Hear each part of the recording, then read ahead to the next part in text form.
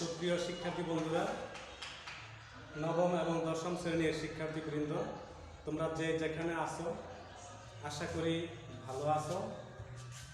বর্তমান যুগ করোনা ভাইরাসের যুগ। এখন সারা বিশ্বে করোনা ভাইরাস একটা মহা আতঙ্ক।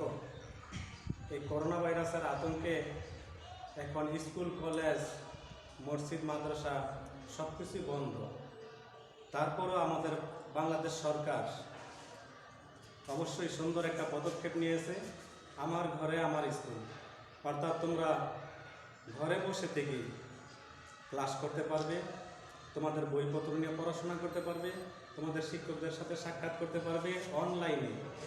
আর এই অনলাইন ক্লাসগুলো এখন এই যে টিভিতে, মোবাইলে, ফেসবুকে ইত্যাদি বিভিন্ন মিডিয়াতে দেওয়া হচ্ছে। তো কাজেই তোমরা যদি অনলাইন ক্লাস দেখো এবং বোঝার চেষ্টা করো, বইপত্র বাসায় দেখো, তাহলে অনেকটাই উপকৃত হবে। আমি আব্দুল করিম, সহকারী শিক্ষক, জাঙ্গালিয়া উচ্চ বিদ্যালয়। আজকে নবম এবং দশম শ্রেণীর বাংলা দ্বিতীয় পত্র ব্যাকরণ অংশ থেকে সমাস নিয়ে আলোচনা করব। তো কাজেই সমাস যে আলোচনাটা, এটা তোমরা যদি শোনো, মনোযোগ সহকারে শোনো এবং দেখো, আমি বিশেষভাবে একটু বিশ্লেষণ করে দেখাবো, বোর্ডে দেখাবো। আশা করি দেখে বুঝে এবং বইপত্র পড়ে তোমরা অনেকটাই উপকৃত হবে। আমি বোর্ডের মধ্যে লিখছি।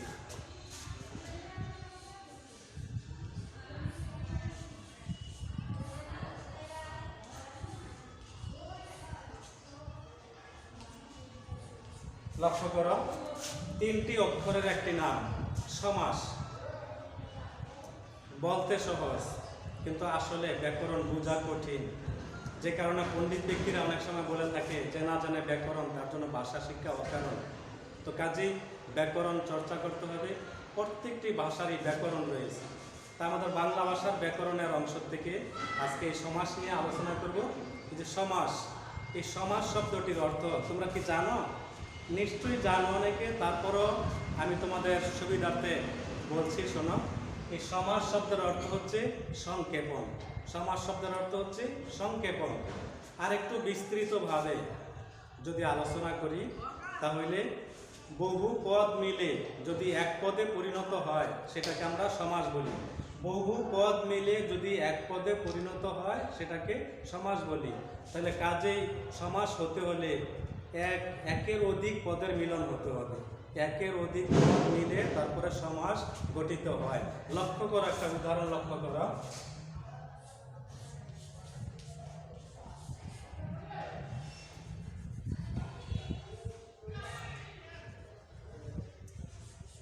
সিংহাসন।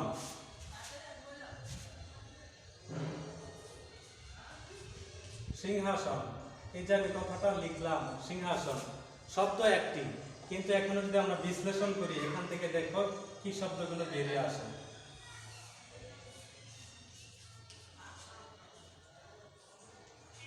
সিংহ, আরেকটি শব্দ আসবে চিহ্নিত।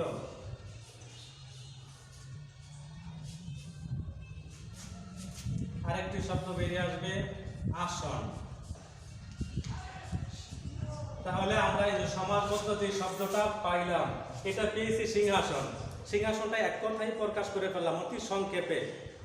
কিন্তু যখন এটাকে আমরা বিশ্লেষণে যাব, কারণ তোমরা ইতিপূর্বে জেনেছো বিভিন্ন ক্লাসে ব্যাকরণ মানেই হচ্ছে বিশেষভাবে বিশ্লেষণ করা। তো বিশেষভাবে বিশ্লেষণ না করতে পারলে সেটা ব্যাকরণ হয় না। তো কাজে আমি বিশ্লেষণ দেখাইলাম, দেখো পদ কয়টা, সিংহ একটা, চিহ্নিত একটা, আসন একটা, অর্থাৎ একের অধিক পদ হয়েছে নিশ্চয়ই। এই একের অধিক পদ মিলে, এই সবগুলো পদ মিলে হয়েছে সিংহাসন। এই সিংহাসনের ভিতরে এই 3টা পদ অবস্থান করছিল।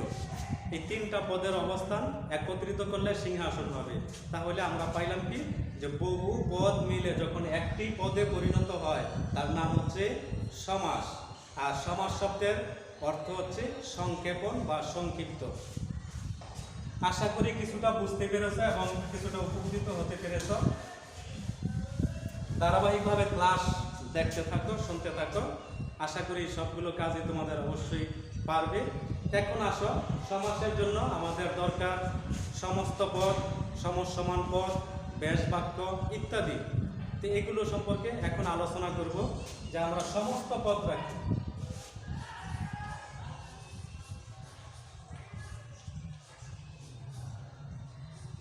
সমস্ত পদ, এটা এই যে সমস্ত পদ কথাটা লিখলাম, এই সমস্ত পদটা কি? সমস্ত পদটা হচ্ছে সমাস নিষ্পন্ন যতগুলো পদ আছে সবগুলো পদ মিলে যখন একটি পদে পরিণত হয় সেই পদটার নাম হচ্ছে সমস্ত পদ। ধরো একটা উদাহরণ মুখে মুখে বলি, একটি পরিবারে সদস্য থাকে 3 জন, 5 জন, 7 জন, কিন্তু প্রত্যেকের আমরা পরিবার বলি না, প্রত্যেকের পরিবার বলি না। এই 5 জন ব্যক্তির সমষ্টি মিললে হচ্ছে একটি পরিবার। তো তেমনিভাবে যতগুলো পদ মিলিত হয়ে একটা পদে পরিণত হবে সেটা হচ্ছে সমস্ত পদ। আর এই সমস্ত পদকে আমরা বিশ্লেষণ করলে এখান থেকে পাই, দেখো কি পাই আমরা সেখান থেকে, সমসমান পদ।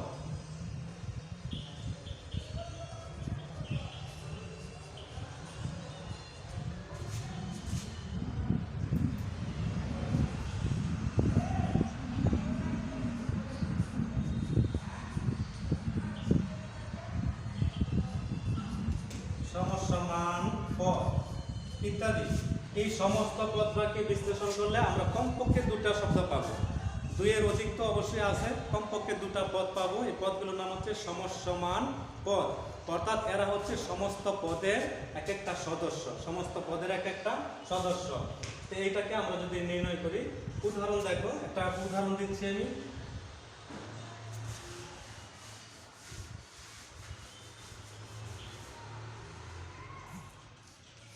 পিতা মাতা, এটা একটি সমস্ত পদ।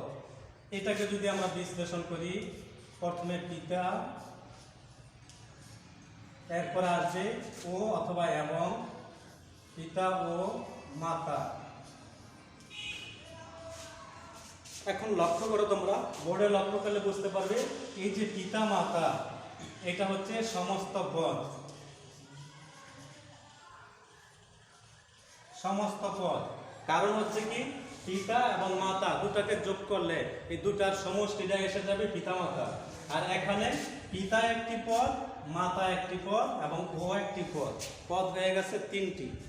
অতএব এই যে মাতা পিতাকে আমি বিশ্লেষণ করলাম, বিশ্লেষণ করলে পিতা এবং মাতা দুটা পদ আসলো। এই পদ, এটাকে বলা হয় সমসমান পদ। এই পদের নাম হচ্ছে সমসমান পদ, সমসমান পদ। অপরপক্ষে এইটাও হচ্ছে সমসমান পদ, সমসমান পদ। এখন তোমরা অবশ্যই প্রশ্ন করতে পারো যে তাইলে বুঝলাম সমসমান পদ আর সমসমান পদ এবং সমস্ত পদ, এটা অবশ্যই তোমরা বুঝতে পেরেছ। এখানে একটা ও রয়ে গেছে এবং ও, এই যে ও কথাটা রয়ে গেল, এটা কি হতে পারে? এটা হচ্ছে সমাসকে যখন বিশ্লেষণ করা হয়, সমাসবদ্ধ কোনো শব্দকে যখন বিশ্লেষণ করা হয়, তখন এই বিশ্লেষণের জন্য আরেকটি বাক্য অথবা আরেকটি পদের দরকার পড়ে। এই পদটার নাম হচ্ছে ব্যাস বাক্য অথবা বিগ্রহ বাক্য। এই পদের নাম হচ্ছে ব্যাস বাক্য অথবা বিগ্রহ বাক্য, ব্যাস বাক্য অথবা বিগ্রহ বাক্য। এটাকে আমরা ব্যাস বাক্য অথবা বিগ্রহ বাক্য বলে থাকি। আশা করি অবশ্যই সমস্ত পদ, সমসমান পদ এবং ব্যাস বাক্য এবং সমস্ত পদ ইত্যাদি সম্পর্কে তোমাদের অনেকটাই ধারণা হয়েছে এবং তোমরা এটা নিয়ে ব্যাখ্যা করতে পারবে যে কিভাবে হয়। তো প্রথমে আমরা সমাস কি এটা আলোচনা করলাম, সমাসের যে সমস্ত পদ এটা আলোচনা করলাম, সমাস কিভাবে গঠিত হয় সেটাও আলোচনা করলাম। পরবর্তী ধাপে ধাপে আমি সামনের দিকে এগিয়ে যাব। আর পরবর্তী কাজ আমাদের আসতেছে, অবশ্যই তোমাদের মনে প্রশ্ন জাগবে যে তাহলে সমাস তো শিখলাম, সমস্ত পদ, সমসমান পদ এগুলো শিখা হলো, ব্যাস বাক্য শিখলাম, তাহলে সমাস কত প্রকার, কি কি ইত্যাদি প্রশ্ন জাগতে পারে। আসো এই প্রশ্নগুলো আমি বোর্ডের মধ্যে ধারাবাহিকভাবে লিখব এবং ধারাবাহিকভাবে আলোচনা করব। তোমরা অবশ্যই দেখবে এবং বোঝার চেষ্টা করবে, আর বাসায় বসে পড়ালেখা করবে, দূরত্ব বজায় রাখবে।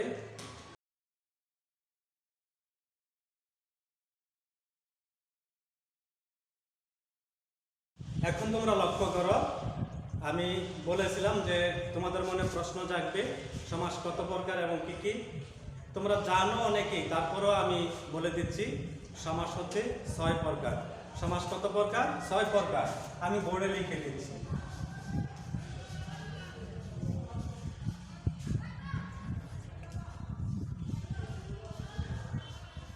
সমাস 6 প্রকার। এই যে প্রকারগুলো, এই প্রকারগুলো আমি ধারাবাহিকভাবে লিখে দিচ্ছি। 1 নম্বর হচ্ছে দ্বন্দ্ব সমাস।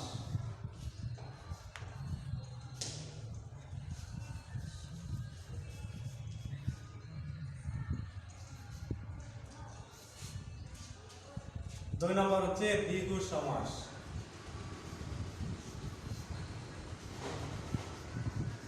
দ্বিগু সমাস।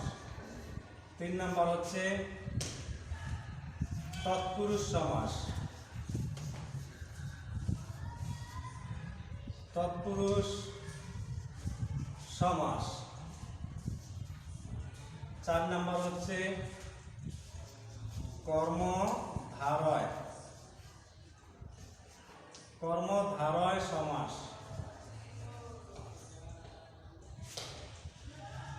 5 নম্বর হচ্ছে অব্যয়ীভাব সমাস।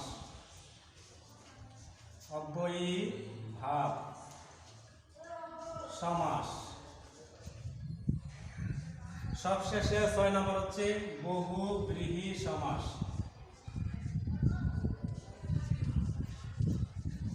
বহুব্রীহি সমাস। সুপ্রিয় নবম এবং দশম শ্রেণীর শিক্ষার্থী বন্ধুরা, তোমরা অবশ্যই বোর্ডে লক্ষ্য করেছো যে আমি ধারাবাহিকভাবে নামগুলো লিখে দিলাম। সমাস 6 প্রকার।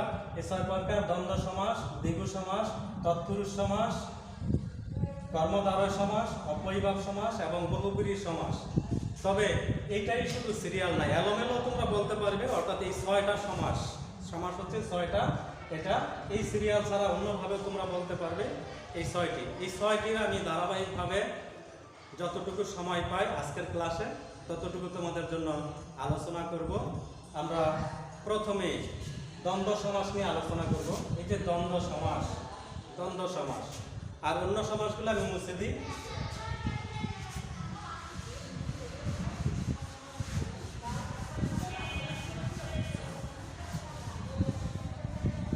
এখানে লক্ষ্য করো দ্বন্দ্ব সমাস। এই দ্বন্দ্ব কথাটি ব্যাকরণের ভাষায় বলা হয় জোড়া শব্দ। দ্বন্দ্ব শব্দটি ব্যাকরণের ভাষায় বলা হয় জোড়া শব্দ, অর্থাৎ জোড়ায় জোড়ায় পৃথিবীতে আমরা যে শব্দগুলো পাই সেটাকে দ্বন্দ্ব সমাস বলা হয়। আর যদি ব্যাকরণের দিক থেকে আমরা আরো বিশ্লেষণে যাই, তাহলে যে সমাসের সমসমান পদগুলো মান সমান থাকে, সমসমান পদগুলো মান সমান থাকে এবং উভয় পদের অর্থই প্রাধান্য থাকে, যে সমাস দুটি শব্দে গঠিত হয় এবং দুটি পদের মানই সমান থাকে, এবং সেই পদটি হচ্ছে সেই দুটি পদ দ্বারা গঠিত সমাস হচ্ছে দ্বন্দ্ব সমাস। আর ব্যাকরণের ভাষায় বলা হয় জোড়া শব্দ। আমরা জোড়ায় জোড়ায় কত কথাই বলি, অনেক কথাই বলে থাকি। খাল বললে বিলও বলি, খাল বিল, নদী নালা, পাহাড় পর্বত, রাস্তাঘাট ইত্যাদি আমরা জোড়া মিলিয়ে শব্দ বলি।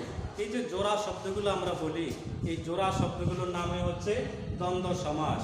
আর দ্বন্দ্ব সমাসের সংজ্ঞা তো তোমরা পেয়ে গেলাম, একটু আগে বললাম যে সমাসের পূর্বপদ এবং পরপদ, প্রথম পদ এবং শেষ পদ, এই পদের অর্থগুলো যখন সমান থাকে, প্রাধান্য থাকে, দুটি পদের অর্থই প্রাধান্য থাকে, আর এই দুটি পদের সমন্বয়ে যে সমাস গঠিত হয় তার নাম হচ্ছে দ্বন্দ্ব সমাস।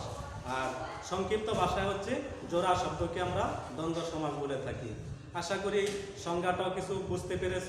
এবার আসো উদাহরণে যাচ্ছি। তবে দ্বন্দ্ব সমাস এক প্রকার নয়, কমপক্ষে 10-11 প্রকারের দ্বন্দ্ব সমাস আছে। এগুলো আমি ধারাবাহিকভাবে কিছু কিছু তোমাদের দেখাচ্ছি।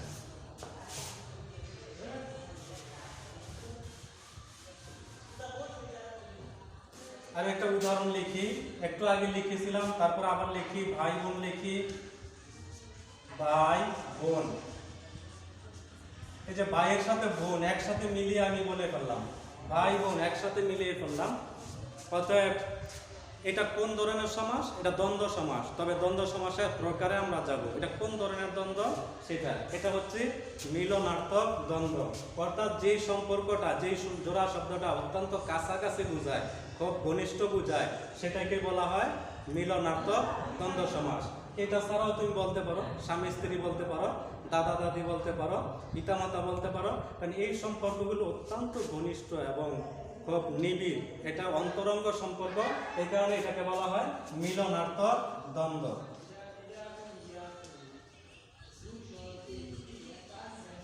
মিলনার্থক দ্বন্দ্ব, মিলনার্থক দ্বন্দ্ব সমাস। এটা ভাই বোন, মাতা পিতা, স্বামী স্ত্রী, দাদা দাদি, চা বিস্কিট ইত্যাদি, এগুলা কাছাকাছি সম্পর্ক বোঝায়। আশা করি মিলনার্থক দ্বন্দ্বটা অবশ্যই তোমরা বুঝতে পেরেছ।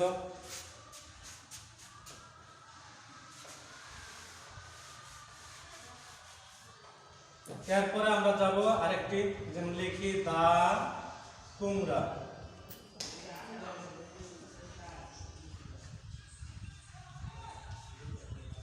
দা কুমড়া, তো দা তো তোমরা অবশ্যই দা বটি ছুরি ইত্যাদি। দা কুমড়া একটি আরেকটির শত্রুতামূলক ভাব। দা দেখলে কুমড়া খুশি হয় না, বেজার হয়। তো কাজে মানে দা আর কুমড়া। তারপরে সাপে নেউলে, সাপে নেউলে, সাপে নেউলে অর্থাৎ হচ্ছে সাপ তো সবাই চিনো, আর নেউল হচ্ছে, নেউল কি তোমরা কি বলতে পারো? নেউল হচ্ছে বেজি। সাপ তো চিনোই, নেউল হচ্ছে বেজি। তো সাপে নেউলে, সাপে আর যে বেজি, এটার মধ্যে শত্রুতা ভাব, দুইয়ের মধ্যে কি আছে? শত্রুতা ভাব আছে। এই কারণে এটাকে বলা হয় বিরুদ্ধার্থক দ্বন্দ্ব। বিরুদ্ধার্থক জোড়া শব্দ কিন্তু অবশ্যই আছে, কিন্তু জোড়াটা এর আগেরটা বলছি মিলনার্থক, এবার এটা হবে বিরুদ্ধার্থক। একটার বিরুদ্ধে আরেকটা থাকে সবসময়, একটার বিরুদ্ধে আরেকটা, এটা হচ্ছে বিরুদ্ধার্থক দ্বন্দ্ব সমাস।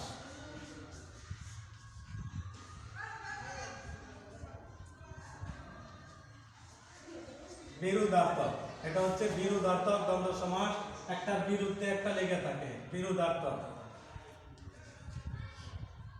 বিরুদ্ধার্থক দ্বন্দ্ব। এই যে বিরুদ্ধার্থক যে দ্বন্দ্ব সমাসটা আসলো, এটা হচ্ছে একটার বিরুদ্ধে আরেকটা লেগে থাকে। দা কুমড়া, তারপরে সাপে নেউলে ইত্যাদি আরো বিভিন্ন উদাহরণ তোমরা বই থেকে অবশ্যই খুঁজে পাবে। বইপত্র অবশ্যই দেখবে, বইয়ের মধ্যে লেখা আছে। সবগুলো উদাহরণ সেট করা সম্ভব না, আর সব কাজ মানে সবগুলো এই ক্লাসে দেখানো সম্ভব না। আমি 2-4টা করে দেখাই, বাকিগুলো তোমরা অবশ্যই দেখে নিবা, বইপত্র পড়বা, সেখান থেকে দেখবা।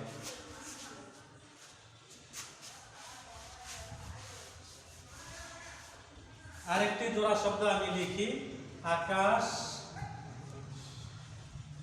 পাতাল।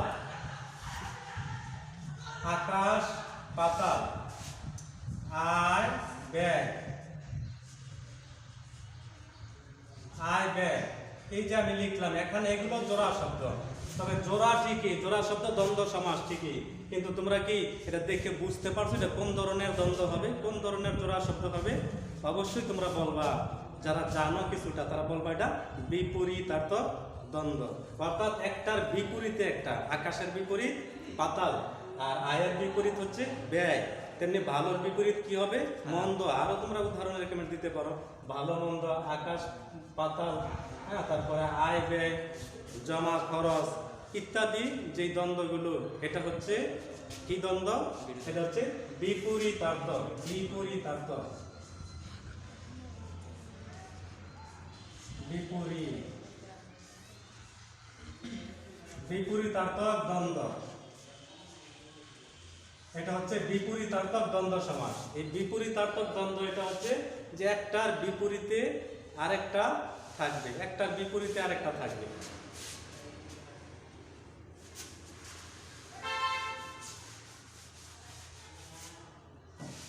আমরা অনেক সময় কথায় কথায় বলে থাকি 9, 6, 19, 20 ইত্যাদি বলে থাকি। তো এগুলো দ্বন্দ্ব সমাস। কি রকমের দ্বন্দ্ব দেখো? আমরা যদি বলি 9, 6, 9, 6, 19, 20, 19 20, 9 6 19 20 ইত্যাদি আমরা বলে থাকি। তাহলে এই যে আমরা 9 6 19 20 7 17 এই কথাগুলো বলি, আশা করি এটার থেকে তোমরা বুঝতে পারছো এইটাও এক প্রকার দ্বন্দ্ব। তবে কোন ধরনের দ্বন্দ্ব? এটা যদি শাখা প্রশাখায় যায় তো সেটা হচ্ছে অঙ্কবাচক দ্বন্দ্ব। অঙ্কবাচক দ্বন্দ্ব, অঙ্কবাচক দ্বন্দ্ব, অঙ্কবাচক দ্বন্দ্ব, এগুলা অঙ্কবাচক দ্বন্দ্ব। তো কাজে অঙ্কবাচক দ্বন্দ্ব হচ্ছে 19 20, 9 6 7 17 ইত্যাদি আমরা এরকম বলে থাকি। এগুলো অঙ্ক দিয়ে বলা হয়, এটাকে বলা হচ্ছে অঙ্কবাচক দ্বন্দ্ব সমাস।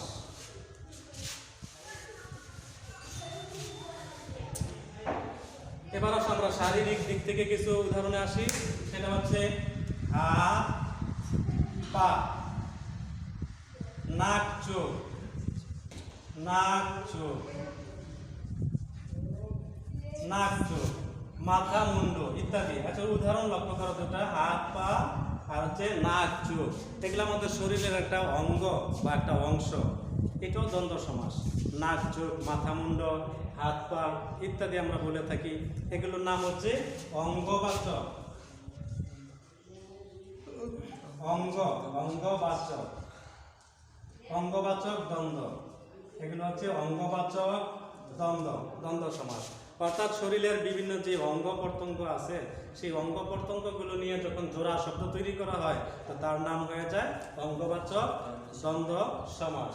তো তেমনি ভাবে তোমাদের যে পাঠ্যপুস্তক আছে সেই পাঠ্যপুস্তকে তোমরা কমপক্ষে 11টা দ্বন্দ্ব সমাস খুঁজে পাবে, 11টা দ্বন্দ্ব সমাস খুঁজে পাবে। আমি সময় স্বল্পতার কারণে তোমাদের অল্প কয়েকটা দেখাতে পেরেছি, আরও বিভিন্ন আছে। যেমন সর্বনাম পদ যোগে এই দ্বন্দ্ব সমাস হয়, যিনি তিনি, যা তা ইত্যাদি, এগুলো হচ্ছে আমরা তাহারা, এগুলো মিলে এই সময় দ্বন্দ্ব সমাস হয়। আরও বিভিন্ন রকমের দ্বন্দ্ব সমাস আছে যে প্রায় কাছাকাছি সমার্থক শব্দ দিয়েও হয়, যেমন কাপড় চোপড়, হাট বাজার, এরকমের বিভিন্ন দ্বন্দ্ব সমাস আছে। কমপক্ষে 11 প্রকার দ্বন্দ্ব সমাস তোমাদের পাঠ্যপুস্তক বইয়ের মধ্যে পাবে খুঁজে। আমি আংশিক দেখাইলাম, বাকিগুলো তোমাদের বাসার কাজ রইল, তোমরা দেখে নিবা। আমি এর পরবর্তী আরেকটি সমাসে যাব।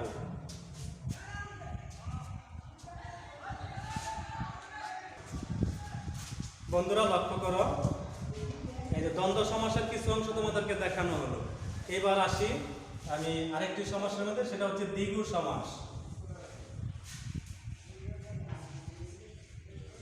দ্বিগু সমাস,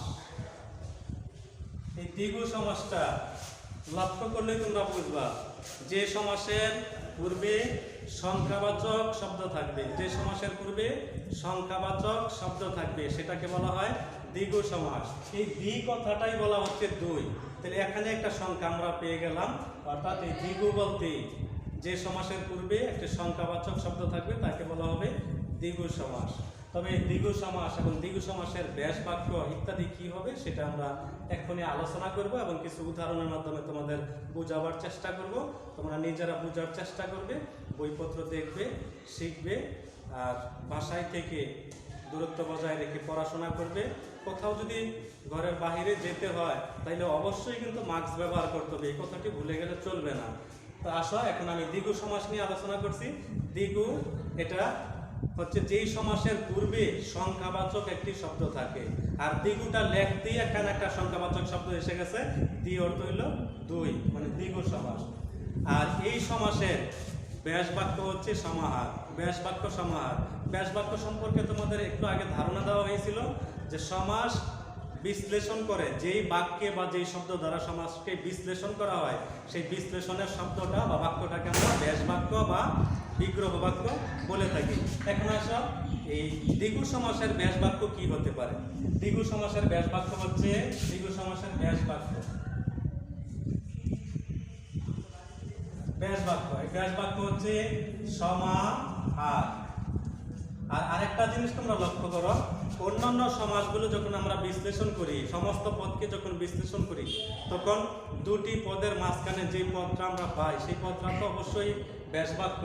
তো সেই ব্যাস বাক্যটা মধ্যবর্তী জায়গায় আমরা পেয়ে থাকি, কিন্তু এই যে দ্বিগু সমাস, এই দ্বিগু সমাসের ব্যাস বাক্যটা পাবে তোমরা শেষে, অর্থাৎ সমাসের শেষে। বিশ্লেষণ করলে এটা শেষের অংশে পাওয়া যাবে। একটু লক্ষ্য করো, একটা উদাহরণ আমি সেট করছি, তারপরে তোমরা বুঝতে পারবে। আমি লিখছি চৌরাস্তা, চৌরাস্তা লিখলাম। এই যে এখানে একটা সংস্কৃত শব্দ বা উর্দু শব্দ এসে গেল, এগুলো এই চৌ হচ্ছে 4, তো 4, আর রাস্তা কয়টা? 4টা রাস্তা, অর্থাৎ 4টা রাস্তা যদি সমাহারে নেই তাহলে এটা দাঁড়াবে কি? চৌ বা 4। চৌ বলতে পারো, আবার 4ও বলতে পারো, তোমার পছন্দ। চৌ বা 4 রাস্তা, রাস্তা। এই যে সমাহারটা বললাম, এই সমাহারটা পরে ব্যাস বাক্যটা তাহলে কোথায় দাঁড়ালো? ব্যাস বাক্যটা গেল শেষের দিকে। তোমরা একটু আগে দ্বন্দ্ব সমাসের ব্যাস বাক্য পেয়েছো মাঝখানে, পিতা মাতা, পিতা ও মাতা, ভাই বোন, ভাই এবং বোন, এগুলো আমরা মাঝখানে পেয়েছি। আর এখানে এই যে দ্বিগু সমাসের যে ব্যাস বাক্য, এটা থাকবে কোথায়? শেষে। বিশ্লেষণ করলে এটা শেষে আমরা খুঁজে পাবো। চৌরাস্তা। এখন তুমি যদি বলো পঞ্চবটি, তাইলে আমরা বলবো 5 বটের সমাহার, পঞ্চবট বা 5 বটের সমাহার। যদি আমরা বলি ত্রিভুবন, তাহলে ত্রিভুবন বলতে ত্রি অর্থ হলো 3, তো 3 ভুবনের সমাহার, 3 ভুবনের সমান ত্রিভুবন। এইভাবে আমরা এটা নির্ণয় করতে পারি। তাহলে আশা করি অবশ্যই দ্বিগু সমাসটা কিছুটা তোমরা ধারণা পেয়েছো, যে দ্বিগু সমাসটা হচ্ছে সমাসের পূর্বে সংখ্যাবাচক শব্দ থাকবে, আর দ্বিগু সমাসের ব্যাস বাক্য হচ্ছে সমাহার, সমাহার কথাটা থাকবে শেষে। আর যে সংখ্যাবাচক শব্দগুলো সেটা এখনই তোমরা নির্ণয় করতে পারবে। তোমাকে যদি বলা হয় দুনয়ন, তাহলে অবশ্যই বলতে পারবে দ্বিগু সমাস বিশ্লেষণ করো, তখন বিশ্লেষণও করতে পারবে 2 নয়নের সমাহার, 2 নয়নের সমাহার। আমি যদি বলি যে তেমাতা, তাইলে বলতে পারবে 3 মাতার সমাহার বা তেমাতার সমাহার। চৌকাঠ যদি বলি তাইলে বলতে পারবে 4 কাঠের সমাহার ইত্যাদি। এগুলো হচ্ছে দ্বিগু সমাস। সমাসের মধ্যে এই 6টি সমাসের মধ্যে সবচেয়ে সহজ যে সমাস সেটার নাম হচ্ছে দ্বিগু সমাস, কারণ এর ঝামেলা কম। এটা শুধু আমরা দেখব সংখ্যাবাচক শব্দ আছে আর সমাহার দিয়ে বিশ্লেষণ করে দিব। তো এবার তোমাদেরকে যদি এখন বলা হয় যে চৌকাঠ, তাহলে অবশ্যই তোমরা বিশ্লেষণ করতে পারবে 4 বা চৌকাঠের সমাহার ইত্যাদি বলতে পারবে। আমি যদি বলি যে তেমাতা, তাহলে বলতে পারবে 3 মাতার সমাহার। যদি বলি একটা ঘর দেখে যে ঘরটা চৌচালা ঘর, তাহলে চৌচাল মানে কি? 4 চালের সমাহার, 4 চাল দ্বারা গঠিত। এইভাবে তো আশা করি বন্ধুরা তোমরা অবশ্যই বুঝতে পেরেছো। নবম এবং দশম শ্রেণীর বন্ধুরা, যদি তোমরা বাসায় ঠিকমতো পাঠ্যপুস্তক এবং অন্যান্য বই পড়ো এবং ব্যাকরণের অংশগুলো দেখো এবং অনলাইনে দেখো, বিভিন্ন মিডিয়াতে দেখো, বিভিন্ন শিক্ষকদের সাহায্য নাও, তাহলে অবশ্যই তোমরা অবজেক্টিভে ভালো করতে পারবে এবং রিটেনও ভালো করতে পারবে। মনোযোগ সহকারে পড়তে হবে।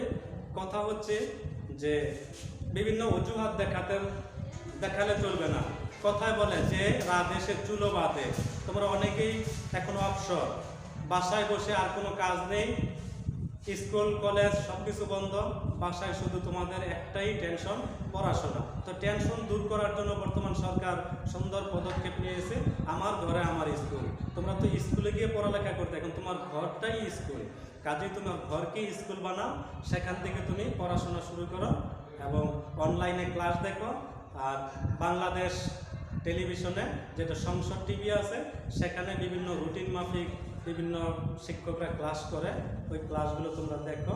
দেখলে আশা করি অবশ্যই উপকৃত হতে পারবে।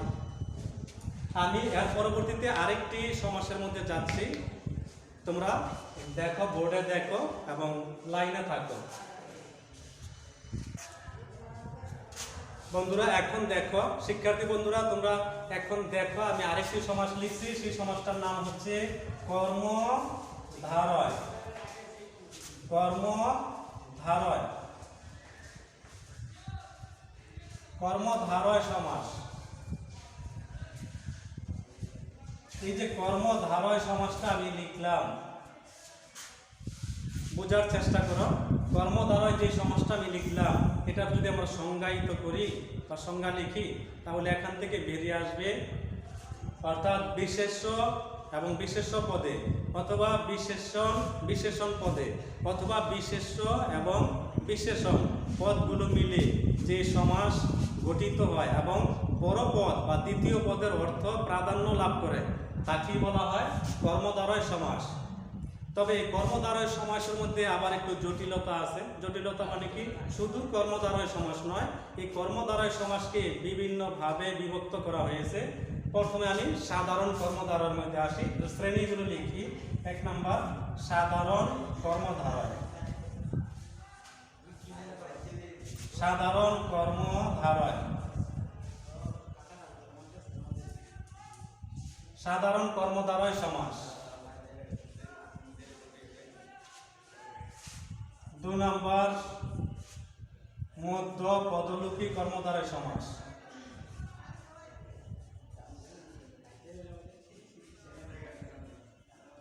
মধ্যপদলোপী কর্মধারয়।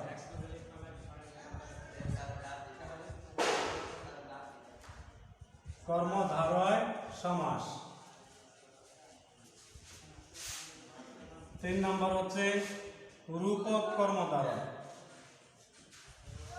রূপক কর্মধারয়। রূপক কর্মধারয় সমাস।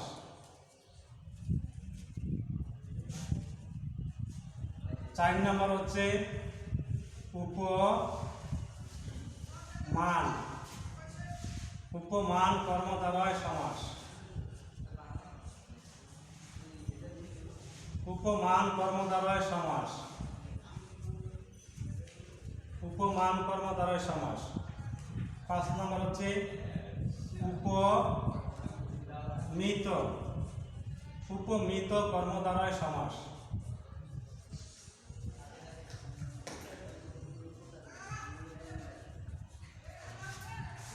আশা করি এর বিভিন্ন যে শাখা প্রশাখা কর্মধারয় সমাসের এগুলো বোর্ডে আমি লিখে দিচ্ছি, তোমরা অনেকটাই বুঝতে পেরেছ।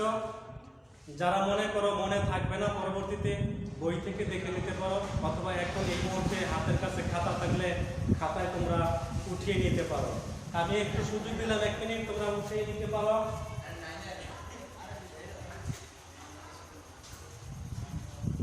আশা করি অনেকেই উঠিয়ে নিয়েছো। এখন এগুলো আমি বিশ্লেষণ করে তোমাদের দেখাবো যে কিভাবে সাধারণ কর্মধারয় হয়, কিভাবে মধ্যপদলোপী কর্মধারয় সমাস হয়, কিভাবে রূপক কর্মধারয় সমাস হয়, কিভাবে উপমান কর্মধারয় সমাস হয়, আর কিভাবে উপমিত কর্মধারয় সমাস হয়। আমি প্রথমে সাধারণ কর্মধারয়টা নিয়ে ব্যাখ্যা করছি।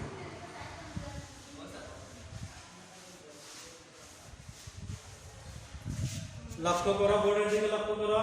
এই সাধারণ যে কর্মধারয় এটা হচ্ছে বিশেষ্য বা বিশেষ্য পদ অথবা বিশেষ্য বা বিশেষণ পদের সমন্বয়ে যে সমাস গঠিত হয় তাকে বলা হয় সাধারণ কর্মধারয় সমাস, এবং পরপদের অর্থ প্রাধান্য থাকে। আর এর ব্যাস বাক্য হচ্ছে যে, যিনি, তিনি, অথচ। মনে রাখো, ব্যাস বাক্য মনে রাখো, যে, যিনি, তিনি, অথচ। এই ব্যাস বাক্যগুলো দিয়ে আমরা সাধারণ কর্মধারয় নির্ণয় করব। আমি লিখলাম উদাহরণ, নীলাকাশ। নীলাকাশ। মহানবী।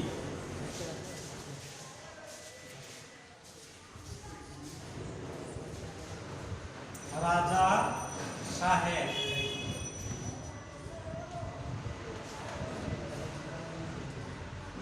মিঠা করা।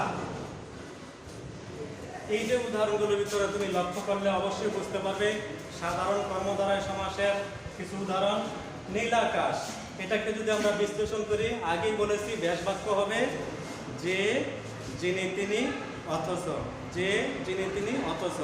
অতএব নীল আকাশকে যদি আমরা বিশ্লেষণ করি তাহলে বলবো নীল যে আকাশ। নীল যে আকাশ অর্থাৎ নীল আকাশ। এই যে এটা হচ্ছে ব্যাস বাক্য, আর এগুলো হচ্ছে যে পূর্বপদ, পরপদ ইত্যাদি। পরবর্তীতে দেখো মহানবী, এখানে আমি লিখবো মহান যে নবী। এই তো এখানে যে আসলো, ব্যাস বাক্য যে আসলো। আমি পরবর্তীতে লিখলাম রাজা, যিনি রাজা। যিনি রাজা, তিনি সাহেব। তিনি সাহেব, সাহেব। যিনি রাজা তিনি সাহেব। তারপরে লিখলাম মিঠা, মিঠা।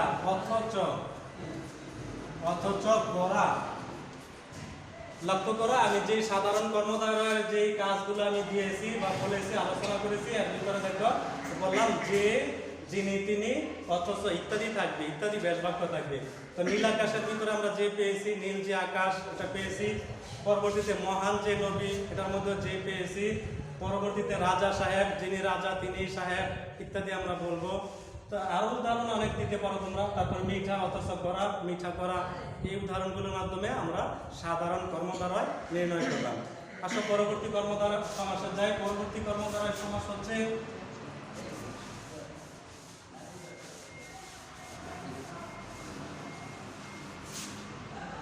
রূপক কর্মধারয়। আমরা চাচ্ছি রূপক কর্মধারয়ের মধ্যে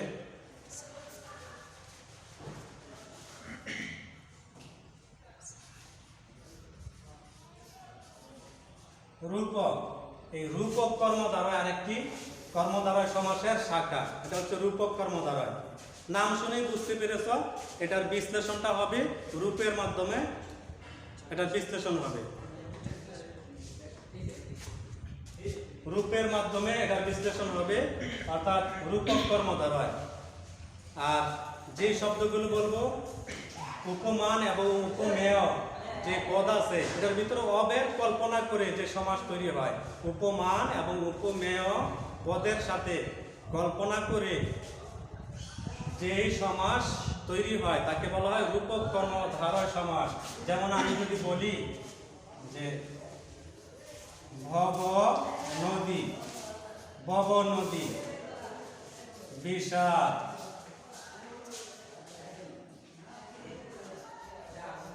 বিষাদ সিন্ধু, ভব নদী, বিষাদ সিন্ধু। দেহ পিঞ্জর, দেহ পিঞ্জর। আমি অল্প কয়েকটা এক্সাম্পলের মাধ্যমে তোমাদেরকে দেখাচ্ছি। এই যে ভব নদী, ভব এবং নদী, ভব এবং নদী, এটা এই ভবরূপ নদী, বিষাদ রূপ নদী, ভব রূপ নদী। তারপরে বিষাদ রূপ সিন্ধু, বিষাদ রূপ সিন্ধু। তারপরে দেহ রূপ, দেহ রূপ পিঞ্জর। এখান থেকে তোমরা অবশ্যই বুঝতে পেরেছ যে দেহ রূপ পিঞ্জর, ভবরূপ নদী ইত্যাদি। এইভাবে আমরা আরো